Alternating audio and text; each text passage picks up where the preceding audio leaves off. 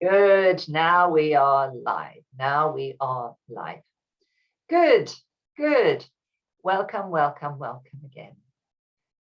So, hi everyone. I'm Sharon M. Lovegrove. I'm an author, a quantum systems analyst, and a mental fitness coach.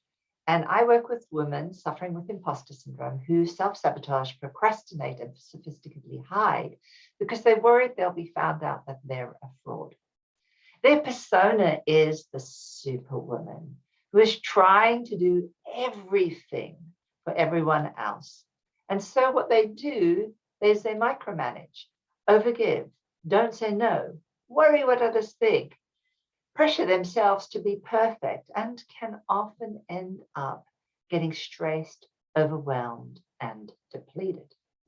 So I help them to develop the mental fitness to confidently take back control, tame their inner critic, their worst inner critic, and create a new future for themselves that is healthier, happier, wealthier, and fun.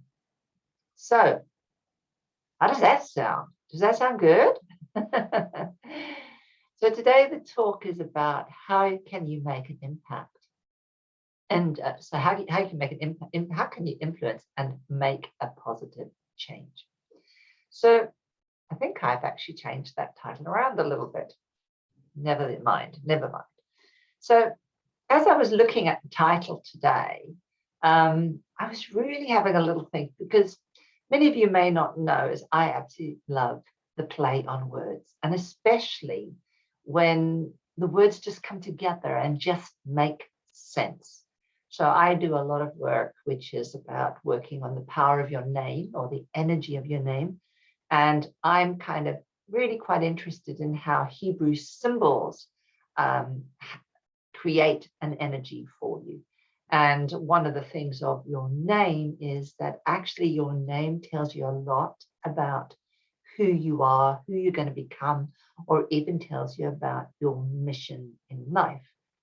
So yeah, your name is really important, even if you decide that you're going to let go of your name. But the thing that I'm going to be talking about is the name of influence, the name of influence. And influence is really interesting. So we know that words make worlds. Animals don't make words, so they don't necessarily co-create. Right? So they may go and hunt, they may go and get things, but they don't necessarily co-create to build something. They don't necessarily co-create to build a house, other than say a nest, but they won't be thinking in the long term. They'll be thinking of in the immediate. So the words make world, but also that the sword, the words are mightier than the sword. But interesting, words are the sword. So they can create the world, but they can also be the sword that destroys the world, right? Because if you take an anagram of words, you get sword.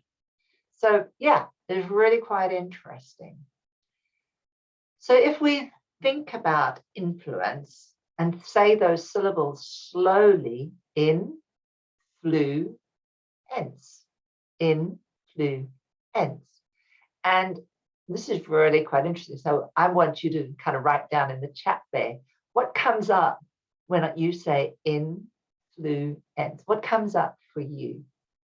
Because for me, what comes up is I think about it as something coming in, flying in. So it's coming in. Something flew, like a flu, yeah? And ence, whence we came, from whence, ence, where did it come from? So influence has an idea of where does something come from that then has an effect.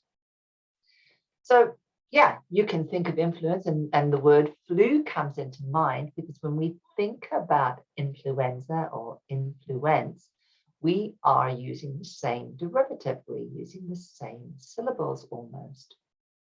And when we think about a flu, we think about the idea that something comes in kind of under the radar. And when we are influencing people, we are also doing a lot of stuff under the radar. And when we influence, we are moving into a boundary that we can't see, right?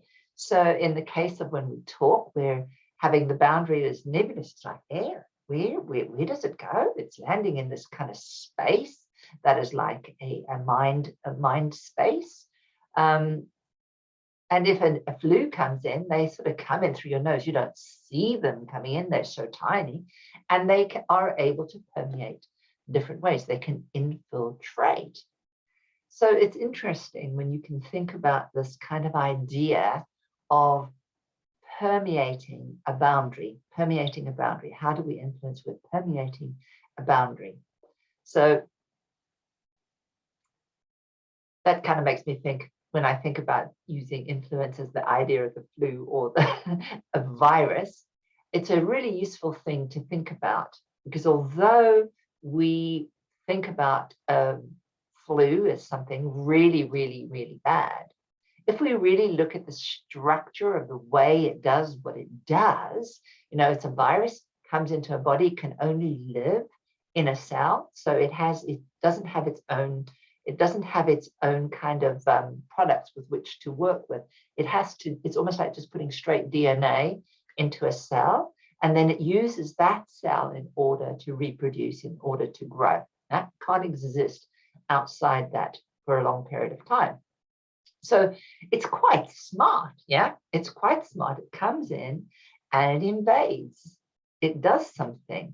Now, if we didn't think of the flu as so negative, we would kind of look at it and go, wow, that's quite smart.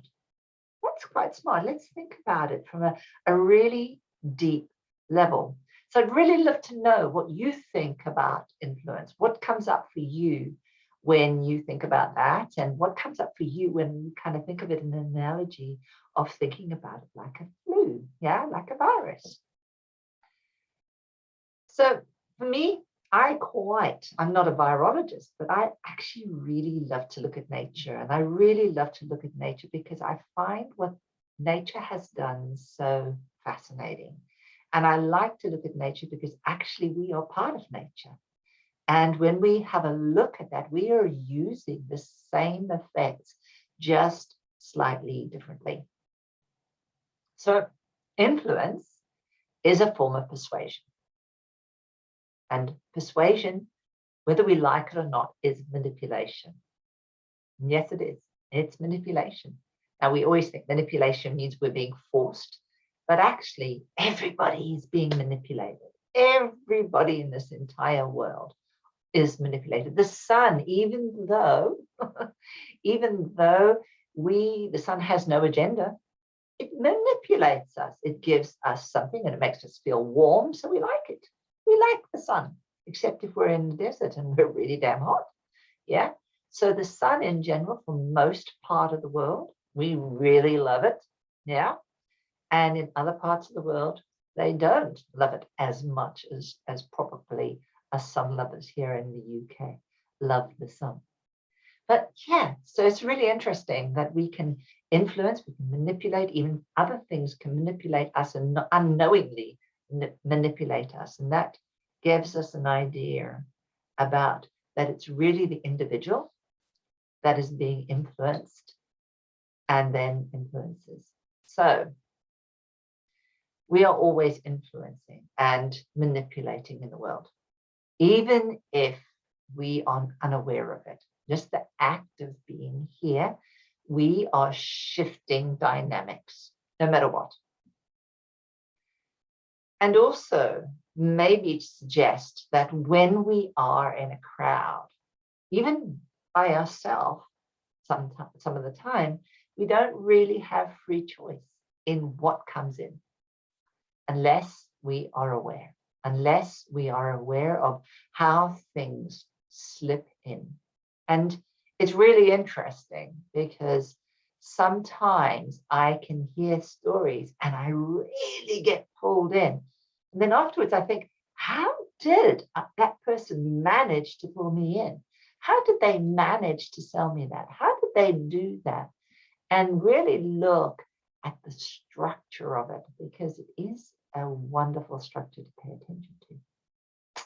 But we certainly know that we can be influenced without our awareness. Yeah. We're not free necessarily to know that we choose to be influenced. And we just have to look at little things like voting to see how easily people are persuaded. And what is curious is, what is it that allows them to be persuaded? That's my real interest. I really love that bit. So we know just recently, well, not so recently, a few years ago, that certainly a certain president got elected in the US. And you would think that a lot of perfectly smart people might not have voted for him. But they did. They did vote for him. And they voted for, some people would say, well, no, I voted for the Republican Party. I didn't vote for him. But of course, if you vote for the Republican Party, he represents the Republican Party. So indirectly, you are voting for him. And so you can't split those two things. But this is where the secret is that because we want something, we will put up with the other thing, and we will create a dissonance or a space between that says, well, I didn't do that, I did that.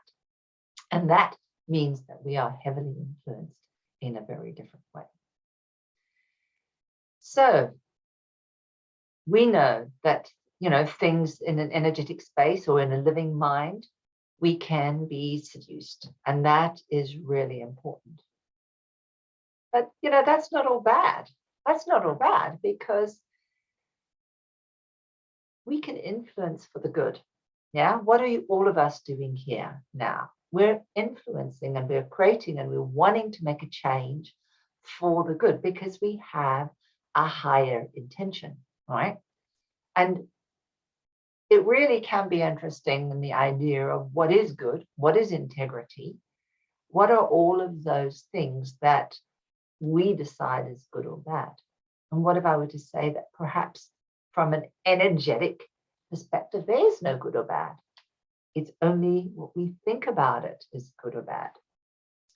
But certainly, influence relies on three pivotal factors, just three. Now, in my book, The Aha Moment, now I'm just check that it is actually showing properly, because I've got in my book, The Aha Moment over here, right? Let's see if you can see it that way. Yeah. I wrote that book a few years ago. And in the book, I wrote about three key functions, core functions that stop the brain from working well. I mean, seriously well. And when I say seriously well, it stops the brain from really having choice, being able to choose for yourself. And the first one of that, and it was three pivotal facts. The first one is really about how we can be influenced, or how we influence others, is the capacity that we have to meet the demands that are coming in at us. Right. So if the demands are coming fast and furious, then our capacity goes right down. And when our capacity goes right down, we go into stress. And the first thing we do is we get exhausted, and we go into survival strategies. Because energy is very, very, very intense and consuming and demanding in the brain.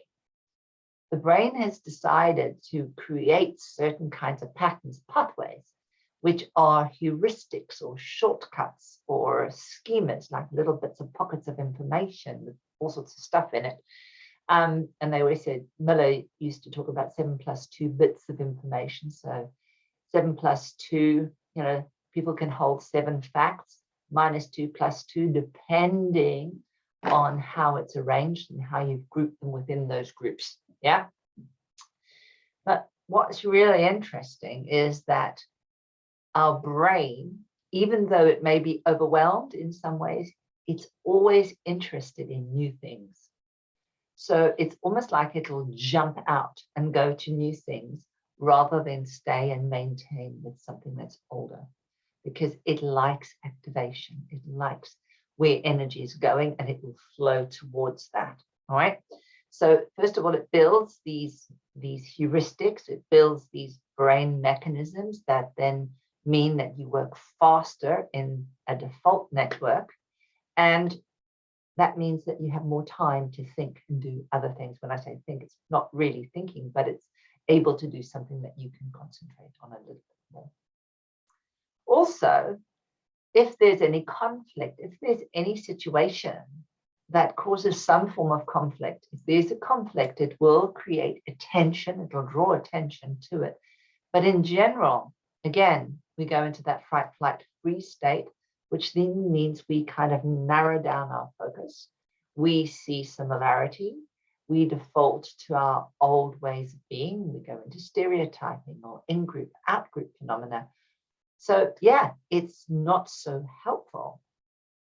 And the brain sees what it believes. So if we give or offer something that is perceived as plausible, people will easily be fooled, right? They will easily be fooled because what the brain sees, it believes. And we know with 3D, when we go into virtual reality, it feels true. It feels true. And when it feels true, even if we know it's not true, it feels true. And that creates situations within us. So where have you had a situation where you have felt, my goodness me, how did that person manage to persuade me to buy this? Or did you have a situation where all of a sudden you were feeling panicky and you made a decision where ordinarily you wouldn't have gone? Or you were fooled by something which you kind of knew, but you still were fooled? Kind of be aware of that. And you can put that in the chat. It'd be great to hear your ideas. I certainly have had many times where I just kind of had someone lead me on, and I've kind of ended up buying things outside my norm. And a lot of marketing people do that. They do influence from a state of fear because of a lot of the stuff you're being told. And I'm hoping that we will move away from that kind of advertising, impetus marketing. So given that you know that, what would be the 3 most important things to put into action? Yeah, to put into action. In order to make an impact, we would need to make enough energy in that area so that we kind of get a hit, that we get some momentum going. So how do we do that? Well, the first thing is we want to make sure that whatever we're giving to someone is plausible. Okay, whatever you're doing, it needs to be plausible. It needs to be explained in great detail. When I say great detail, it's about giving someone an explanation that will allow them to feel clear about what it is that you're talking about, because this creates congruence. So I had a client come and really she wanted to ask me about a particular device that I used to do. I don't do it very often, this kind of treatment. And the client asked me because she wasn't getting, the person who had sold her the device had not given her, was unwilling to give her more clarity. So very nicely, she decided she wanted to come for some teaching, and I gave her some teaching. And one of the things which was really interesting was about helping someone understand why something works from a really easy model to understand. And at the same time, she bought something else which she had seen, and luckily I happened to know about the app. And the mother came in and said to me, well, I still don't understand how this app works. And I sort of said, okay. And she was really not quite there. And I said to her, well, what is it that you don't understand? And she said, well, I just can't see how something can, on an app, you talk into it, how it can give you a signal of something either working or not working in your body. So I said, okay,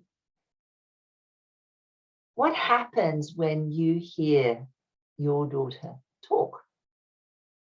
And she said, well, I know when she phones me, I know if she's having a good day or a bad day. So I said, how do you know that? How do you know that? And she said, well, I hear it in her voice. And I said, okay, so you're matching sounds in her voice to how you imagine she is or has been in the past. Yeah, you're imagining it to a prototype. And she said, yes. So I said, that's exactly what the machine's doing.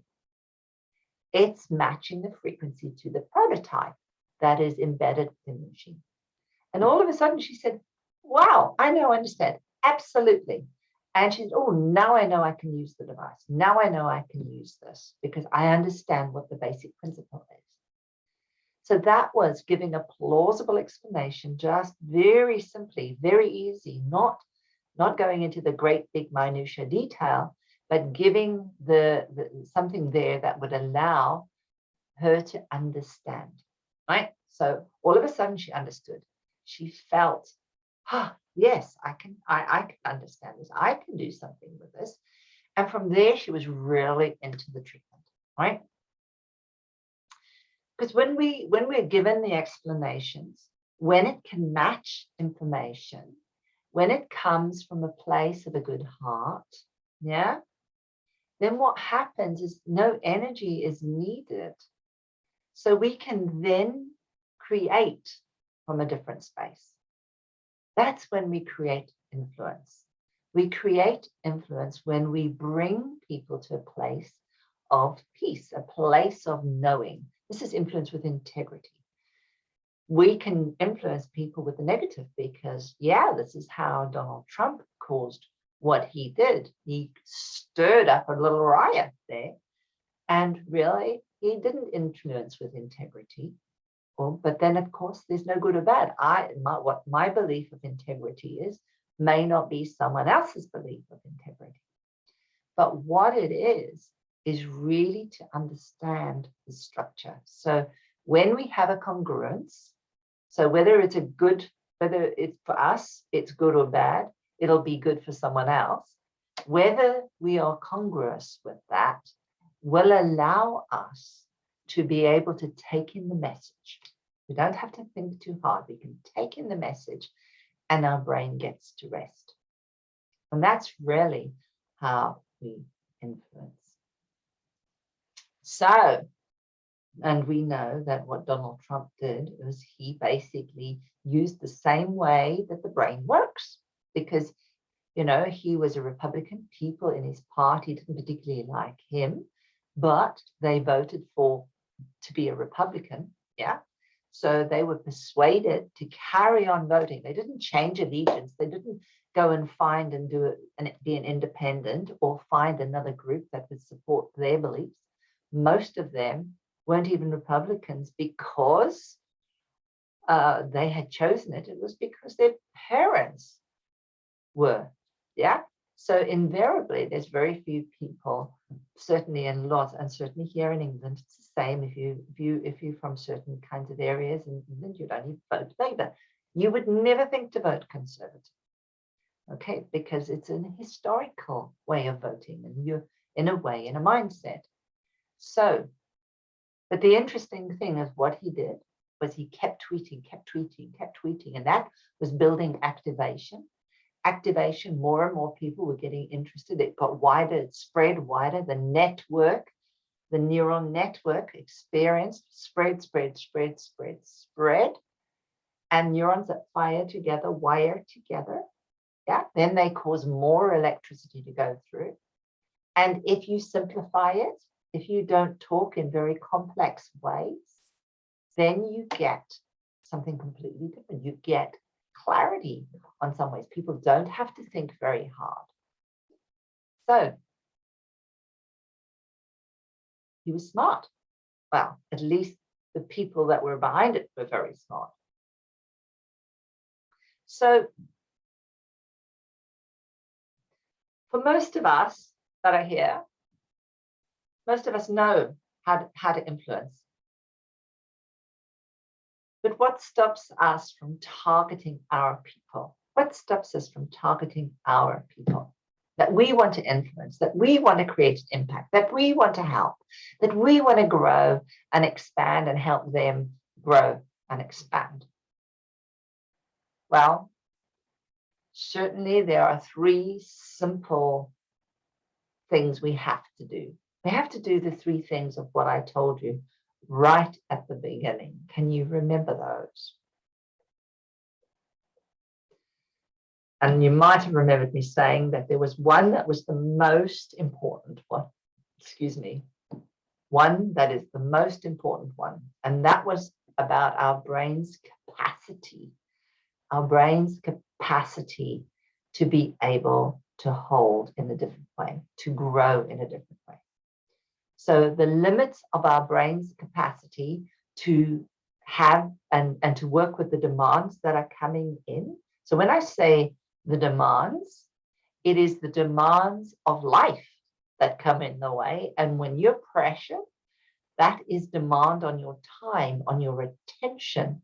So the amount of capacity we have that, to be able to be in that state of control when the demands get higher and higher and higher and higher, will be determined really whether you succeed. Yeah. And so this is what requires